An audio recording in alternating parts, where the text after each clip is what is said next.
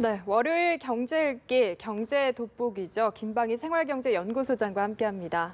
안녕하십니까? 네, 안녕하세요. 오셨습니까? 네. 네. 지금 먼저 가장 뜨거운 경제 이슈를 짚어보는 이슈 대담부터 시작하도록 하겠습니다. 요즘 가장 뜨거운 이슈하면 역시 국민연금이 아닐까 싶은데 그렇죠. 예. 지난주에 공청회를 열었죠. 네, 그 두 가지 안이 자문위안으로 제시가 됐습니다. 그러니까 두 가지 개념을 이해하셔야 되는데요. 하나는 보험료율이라고 소득의 얼마를 보험료로 내느냐 하는 예. 거하고 또 하나는 소득의 얼마를 연금으로 받느냐, 이건 소득 대체율이라고 하는데 이 두 가지를 묶어서 두 가지 시나리오를 제시한 거죠. 예.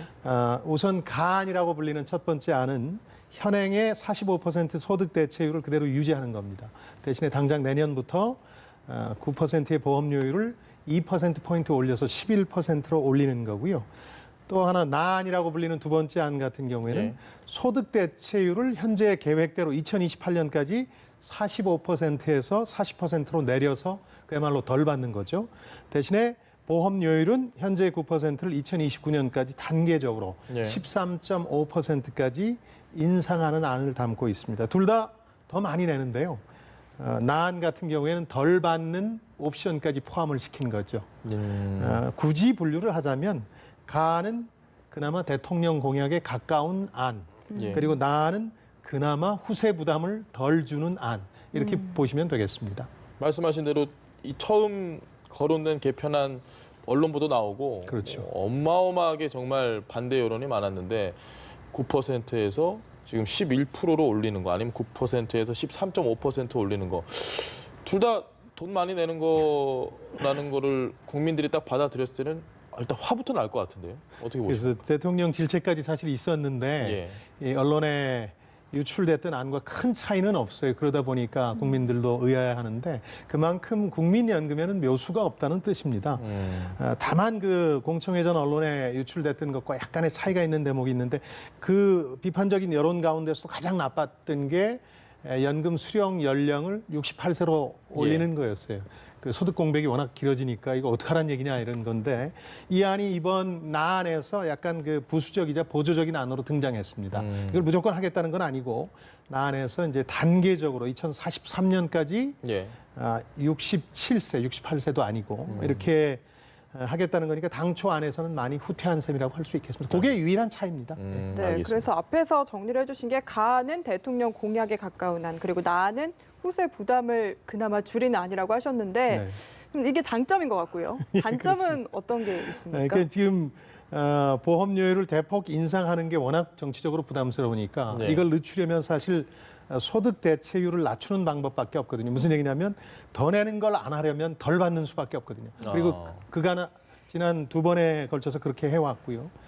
근데 이제 이 경우의 단점은 뭐냐면은 그렇잖아도 지금 소득 대체율이 45%인데도 뭐 용돈 연금 얘기가 나오잖아요. 예. 근데 더 줄이면 이게 용돈도 안 되는 쌈짓돈 연금이 될 가능성이 높다는 거거든요. 그리고 말씀하신 것처럼 대통령 공약도 이 소득 대체율을 50%로 높이겠다는 거였으니까 그것하고도 배치가 되죠. 네. 그러니까 어떻게 보면 연금 개혁안을 내놓는 정부나 부담을 져야 하는 국민이나 매를 맞아야 하는 건 불가피하다. 그런데 당장 덜 아픈 매를 맞을 것이냐. 지금은 좀 아프더라도 나중에 덜 아픈, 그야말로 후세의 부담을 덜 지워주는 그런 매를 맞을 것이냐. 그런 선택만 남았다고 하겠습니다. 알겠습니다. 네. 제가 소장님께 다수의 시청자분들의 마음을 아주 여과 없이 한번 전달을 해드리면 아니 젊은 사람들 줄고 있고 연금 받아가야 될 사람들은 늘어나고 있고 젊은 사람들은 젊은 사람들은 불만이고 또 나이 드신 분들은 아니 내가 낸 돈 이거 다 못 받는 거 아니야?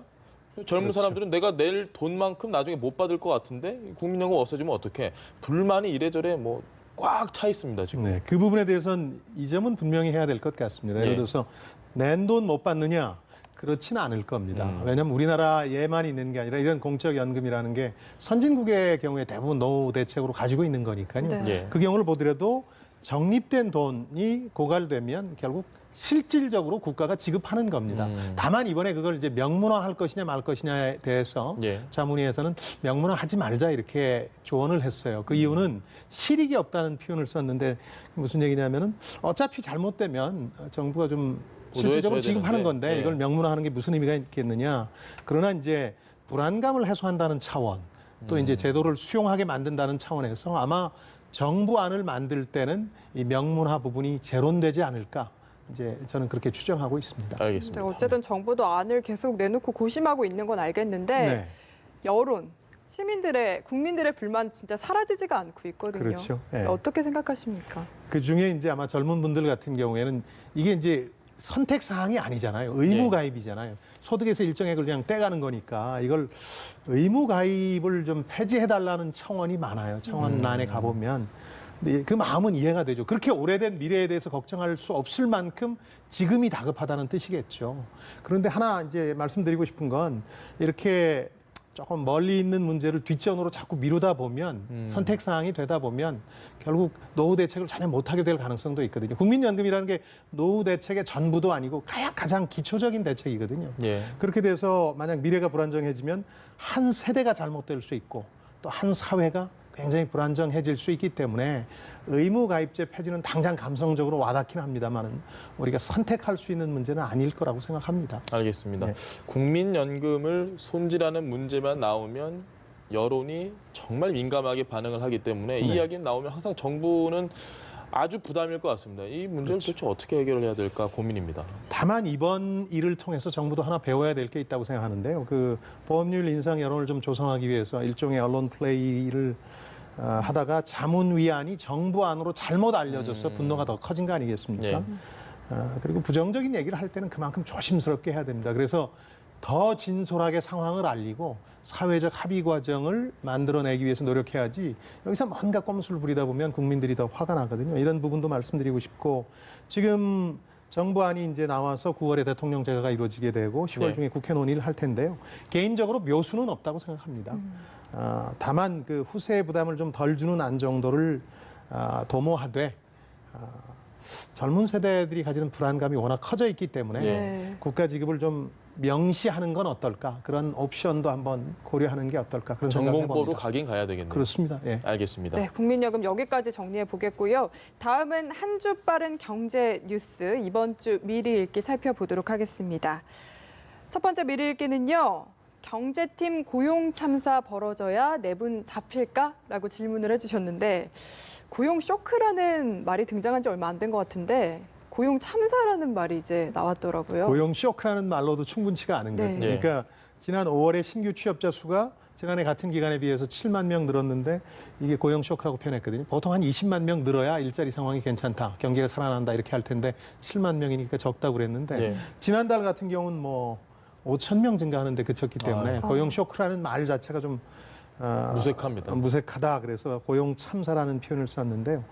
신규 취업자 수 증가가 10,000명 밑으로 떨어진 거는 그 글로벌 금융 위기의 여파가 막 몰아닥치던 2010년 1월 이후에 8년 반 만의 일입니다. 예. 정말 지금 좀 심각한 것 같습니다. 오늘 예. 국민연금부터 해서 이 고용 참사까지 무거운 이야기가 많은데 어제 휴일 일요일인데도 긴급 당정청 회의가 열렸습니다. 그만큼 좀 이게 심각하다는 얘기죠 지금. 예, 심각하게 받아들이고 있는 거죠. 그러니까 이번 정부에 어떻게 보면 약한 고리가 경제가 될 수 있고 또 체감할 수 있는 성적표가 그야말로 이제 일자리 상황이라고 할 수 있는데 이게 너무 나쁘다 하는 여론이 비등하던 차에 이 숫자가 발표됐으니까 그야말로 발칵 뒤집힌 거죠. 그래서 정부와 청와대 여당 관계자들이 참석해서 회의를 했는데 뭐 뾰족한 수는 없는 상황입니다. 예. 다만 일자리 상황에 대한 인식 차는 이번에도 드러났는데 우선 이제 김동연 경제부총리 같은 경우에는 민간 기업의 일자리 창출 능력을 높이겠다. 이걸 위해서 필요하다면 기존의 경제 정책을 개선하거나 수정하겠다 이런 표현까지 썼고요. 예. 뭐 그 자리에 참석하지는 않았습니다만 이제 장하성 청와대 정책실장 같은 경우는 기존에 펴온 정책들이 효과를 낼 때까지 좀 인내심을 가지고 기다려달라 이런 입장을 표명했거든요. 그러니까 자영업자 대책이라든가 상가 임대차 보호법 개정 같은 것들이 좀 이루어지면 자영업자가 좀 상황이 나아질 테고 지금 이제 산업별로 구조조정들이 진행 중이거든요. 예. 이것 때문에 일자리 상황이 안 좋은데 이게 안정이 되면 일자리 상황도 나아질 것이다 이런 인식인데 결국은 이제 고용 참사에 대한 대책을 마련하는 자리에서조차 경제팀의 인식차가 좀 드러나는 선에서 마무리가 됐는데요. 예. 공은 당으로 넘어갔습니다. 당 쪽 입장은 아직 어느 쪽인지 분명히 밝혀지지 않고 있는데 원인 분석부터 명확히 하겠다 이런 입장을 밝혔고요. 오늘 방금 전에 열린 그 수석보좌관 회의에서도 예. 문 대통령이 이 문제에 대해서 결과에 직을 걸고 대응해달라. 이 얘기는 결과 나쁘면 잘릴 각오 하라. 이런 얘기거든요. 이런 얘기했고 또 경제팀의 팀워크도 주문했습니다. 알겠습니다. 상황이 아주 심각하다는 건 알겠는데 지금 엇박자를 계속 경제팀이 내고 있거든요. 그렇습니다. 그래서 아예 합숙해서 입 맞추고 오라고 하셨던 이야기가 생각이 나는데 그러진 않은 것 같습니다. 그렇죠. 이제 기업 현장 간담회 둘러싸고 언론 플레이 또 유감 표명이 벌어지면서 이견이 노출되니까 예. 이런 일 좀 막아보자. 그래서 주기적으로 조창을 하기로 했어요. 경제부총리와 정책실장이라는 두 좌장이. 근데 밥으로 해결이 잘 안 될 문제 같습니다. 결국 두 사람 모두 혹은 두 사람 중에 하나가 고용 참사를 맞아야, 즉 일자리를 잃어야 해결되는 문제 아니냐 이런 얘기가 세간에 지금 팽배합니다. 알겠습니다. 민주적인 정부에서 이견이 있을 수 있죠. 그런데 예. 지금 부총리의 접근법은 지나치게 낡은 접근법이고 장 실장의 접근법은 너무 경직된 기존의 정책만 고수하려는 그런 스타일이어서 국민들이 보는데 조금 언짢거든요. 뭐냐면 불은 났는데 이미 자꾸 이제 소방 대책이라든가 화재 원인에 대해서 왈가왈부만 하고 있으니까 좀 답답한 심정이 된 거죠. 이건 어떻게 생각하십니까, 소장님? 네. 오늘 그 하태경 바른미래당 의원이 네. 아무래도 현장을 잘 모르는 사람이 지금 청와대 경제를 담당하고 있다라고 장하성 실장을 겨냥해서 비판을 했거든요. 그렇죠. 근데 장하성 실장 하면 경제 전문가라고 저희는 알고 있는데 경제 현장을 잘 모른다. 이 부분은 좀 간극이 있는 건가요? 개인적인 능력의 문제는 아니라고 보고요. 저는 이렇게 봅니다. 자꾸 옛날로 돌아가자는 방식으로 이 논의가 진행돼서는 안 되거든요. 저는 말씀드렸지만 유턴하면 안 되고요. 네. 대신 워낙 속도가 더디니까 추월 차선으로 진입을 해야 되는데 혁신 성장, 기업들이 해줄 수 있는 역할은 바로 그 몫이라는 거죠. 그러나 그렇다고 해서 우리가 다른 것들을 포기하면 안 되거든요. 기업 활력 살려주는 건 좋은데 그동안 강조해왔던 소득주도 성장이라든가 공정 거래의 문제 같은 걸 포기하는 방식으로는 안 된다. 그건 옛날 방식으로 돌아가자는 것이다. 뭐 그런 정도로 매듭을 짓겠습니다. 알겠습니다. 자, 두 번째 미리 읽기 짚어보도록 하겠습니다. 자영업자 대책 결정적 한방이 없다. 좀 무거운 주제가 오늘 많습니다. 상당히 이 자영업자 같은 경우는 정부가 지금 내년 말까지 세무조사를 유예해 주기로 했는데 이것 가지고도 논란이 되고 있습니다. 그렇습니다. 이제 납세자 연맹 같은 시민단체에서 문제를 제기하고 있는데 일리가 있습니다. 그 증세 예외를 두는 거니까 이게 또 다른 문제를 불러올 수 있다는 건데요. 문제는 자영업자 문제에 결정적인 도움도 별로 안 되고요. 세무조사가. 그렇다고 해서 또 다른 문제를 야기시킬 가능성이 없는 것도 아니어서 이 두 가지 문제 때문에 이게 썩 좋아 보이지는 않습니다. 14일에 이제 대통령이 주문을 했고 국세청도 호응했는데요. 그 자영업자들 반응도 좀 시큰둥합니다. 왜냐하면 세무조사라는 게 우선 소득이 잘 노출되지 않던 시절에 그걸 많이 이제 줄여서 신고했잖아요. 그러니까 이제 세무조사라는 게 무서운 방망이였는데 지금은 신용카드 때문에 소득을 줄일래야 줄일 수가 없어요. 그래서 그런 얘기도 자영업자들은 하거든요. 예전에 그 소득이 다 노출된 직장인들을 유리지갑이라고 하지 않았습니까? 지금 자영업자도 약간 불투명한 색이 있긴 합니다만 유리지갑에 가까워졌어요. 그러니까 세무조사를 유예한다는 게 큰 의미가 없고요. 또 하나는 이 자영업자 세무조사는 대개 고액 수입자들을 대상으로 이루어져요. 그러니까 중간 이하의 자영업자들은 세무조사를 받을 일도 별로 없어요.